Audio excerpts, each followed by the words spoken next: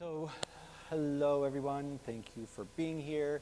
It's a really nice and beautiful space. So, I'm Harel. I'm a senior engineering manager at Datadog. But the main reason I'm here is that I also work on OpenLineage, which we'll talk about in a sec. On OpenLineage, I'm part of the technical steering committee and the committer, and we'll talk about what exactly OpenLineage is. But before we go there, I know I just went after a data lineage talk, which is the first time it's happened that I give a data lineage talk after someone else who gives a data lineage talk. So I always start by asking who here knows what data lineage is. At this point, I'm not going to ask.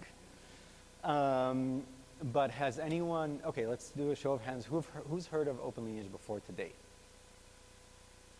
Okay, that's awesome. Well, thank you. So I'll give some motivation on why I care about OpenLineage. So let's imagine a hypothetical situation. You work at a company who's like a travel booking company. Let's say it's called Canoe. And you have this like nice website where people book travel. And suddenly, instead of all the beautiful hotels, they see these like nasty looking places and there are bats coming out of the walls. And someone's asking, well, what's going on here? Why is that happening? So to understand what's the reason for that, let's look at the data ecosystem at Canoe. So we've got an integrations team. We've got, this used to be ML, I changed it to AI to be hype. We've got an AI team. We've got an app team. There's a bunch of different teams all maintaining data sets, all exchanging data between one another.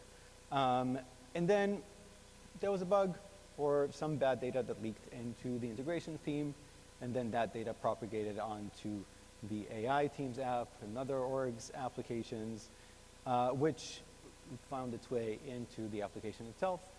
And maybe it messed up with the ranking algorithm or something. And instead of getting nice and beautiful hotels, we got these nasty looking hotels that have bats coming out of the walls.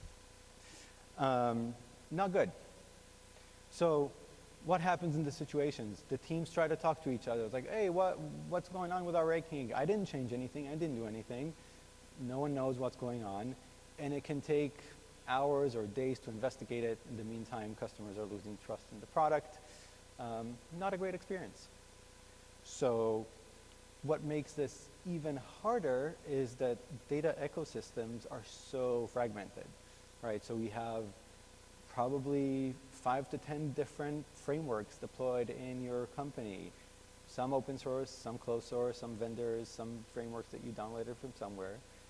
And it's really, really hard to keep track of everything, and it's really, really hard for teams to collaborate and understand.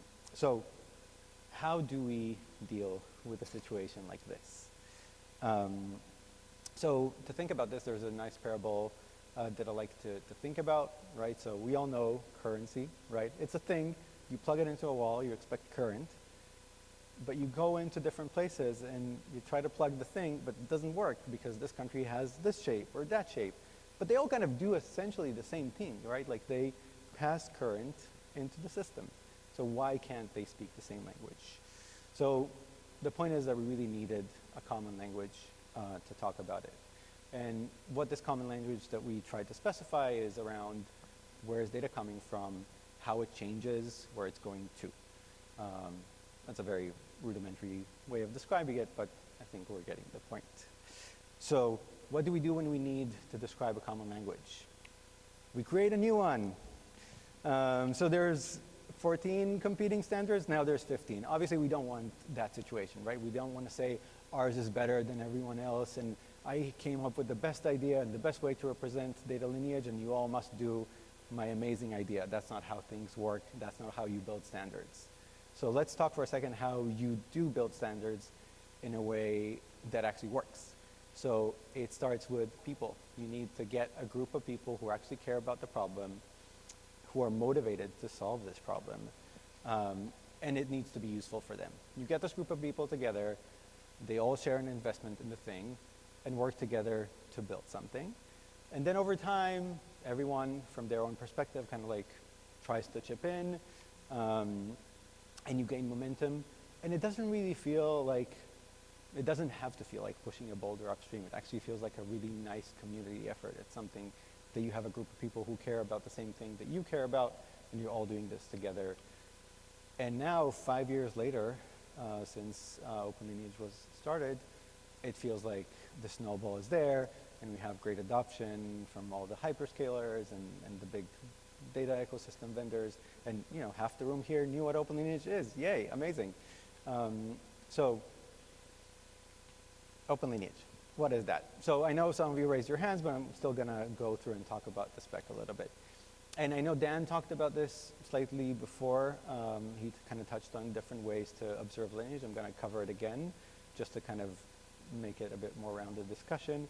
So one approach to observe data lineage is through code. So you can scan the source code, you can try to analyze it, parse it, integrate with a bunch of repositories, scan queries, parse those, report it to some central repository. You can process queries or activity logs, like you can go, let's say you use Snowflake, you look at query history, and you parse lineage based on that query history, right? That's a very valid approach.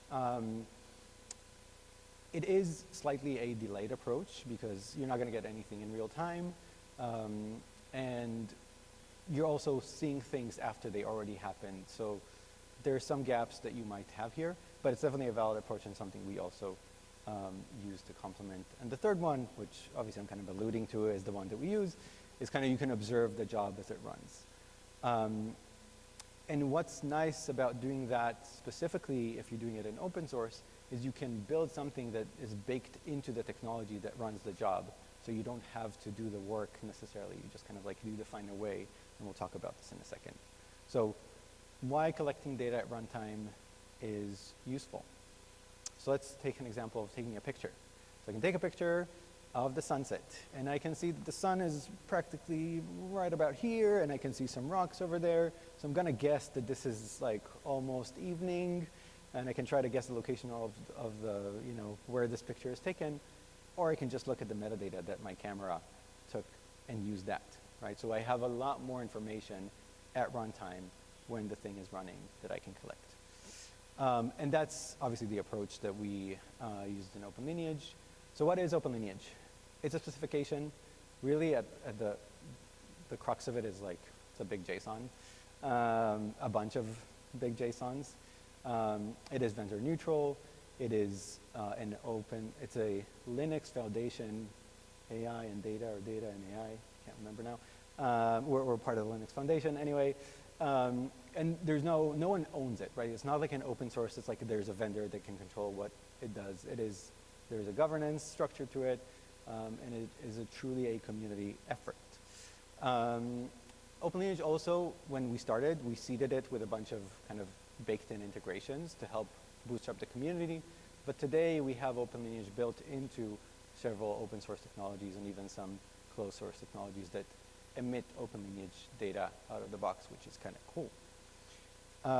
So before OpenLineage, if you wanted to build a product that tries to understand data lineage or tries to understand metadata about pipelines, you kind of had to do point-to-point integrations with every technology. So if I'm trying to consume data from this thing, I need to build an integration to 4 different things. And obviously with OpenLineage, you kind of all speak the same language. I can declare, hey, I consume OpenLineage, and then I can understand different technologies. And a technology can say, hey, I produce OpenLineage, and everyone can consume it, having somewhat of a similar expectation. We'll go into the nuance of the differences there. Cool. So diving into the spec a little bit here, we have 3 main objects for OpenLineage: a job, which is a thing that runs; a run, which is a run of that thing that runs; and data sets, which are the inputs and outputs of a job run, of a singular job run. Those can be extended with something we call facets, which is just, again, another generic JSON that you can specify, and it exists in the repo. And it describes certain properties of that entity. So it can extend the job, it can extend the run, it can extend the data set. And runs also transition, right? So for example, a job can start running, that has certain metadata attached to it. It can be in a running state. Let's imagine a streaming job. It can stay in a running state for a long time. And then there are some terminal states for those jobs as well. And then the way that we consume this data and how we use it is actually built on a lot of correlations. So job A produces data set B, and job C consumes data set B. And so you can kind of make that correlation via the data set when you build your lineage graph. So I'm going to spend the last 5 minutes just talking about how we built OpenLineage at Datadog, which is where I work. And we built it to build the data observability problems to help with the problems I talked about earlier. So I'll give a few kind of gotchas, but there's a lot of things, and I'm very happy to like move that to questions and like ask me anything. So the first nice thing, if it wasn't clear until now, it's very nice when you build your product around an open source specification and you can kind of accept integrations or support things that you didn't plan for before, right? So, you know, we built it with OpenLineage and suddenly a new vendor comes out or a new open source project comes out and they use OpenLineage, they emit data with OpenLineage, we can support it. That's a pretty nice thing, especially when you're trying to collect a bunch of data. Now, it's going to be true if you're going to build a data lineage metadata repository store and OpenLineage consumer in your organization. If you use the spec, you get some nice things out of the box. The flip side of it, not all the things are the same, right? So Spark may reason about things a certain way, Airflow might do it a certain way, dbt might do it a certain way, and it's not always going to map one-to-one. It's very much a community effort, and we try to basically code all of that into the specification and into the open source project, so you can kind of see how we model Airflow jobs. And the spec does have parent-child relationships. So like, let's say an Airflow task is a child of an Airflow DAG, but they're both runs. And Spark is kind of the same, where you have the application, and then you have the job run. But again, there are nuances, and you need to know and understand those nuances to actually build with OpenLineage. The other thing, and this is related to the different ways of gathering lineage that I mentioned earlier, is that different ways of gathering lineage, you might not use the same way. So I'll explain what I meant by it, because that was a confusing sentence. When we're trying to collect lineage from query history logs in Snowflake, for example, it can be hundreds of thousands of log lines. We're not going to model each individual log line into an OpenLineage event necessarily when we're trying to process a big chunk of data. It's very inefficient. It's also not the right way to parse out this lineage. So there are some cases where you're not going to choose OpenLineage, and that's also totally fine, right? It's not one thing that solves all the problems. But when we do observe real-time systems, we definitely do use this. Long-running jobs are very tricky. How do you know that a job is a long-running job, or you maybe missed the complete event? That's a really hard decision that you have to kind of take in some way, and you have to develop your own heuristics about how to make sense of these. What happens if I got a complete event, but I never got the start event? Complete of what? So there are some cases where, you know, distributed systems, it's hard. And I guess lastly is there's always a trade-off between stability and innovation. When you use an open source spec, at least for me as part of the OpenLineage community, but also in my Datadog hat as someone who uses OpenLineage, we try to balance between moving and shipping new things and balancing that between kind of maintaining stability and not making big changes that make everyone hate us as an open source project that tries to remain stable, because I don't want to break someone else's thing as we're doing work in open source. So I guess the lesson from here is also, it's pretty stable, and we try to be nice friends with everyone in the community, but also you can't just build a product and walk away and expect it to keep working forever, because the spec is evolving. So for you, for the audience here, OpenLineage can benefit you because it's a cross-platform data lineage collection. It's open source. It helps you debug your pipelines better. It helps ensure trust, ... I'm just going to keep going. But concretely, identify the things you care about, instrument them, and profit, or at least have better observability. Thank you. If you want to join the OpenLineage community, there's a bunch of links here. If you care about what I do at Datadog, there's a QR over here. And that's it. Awesome. Thank you so much.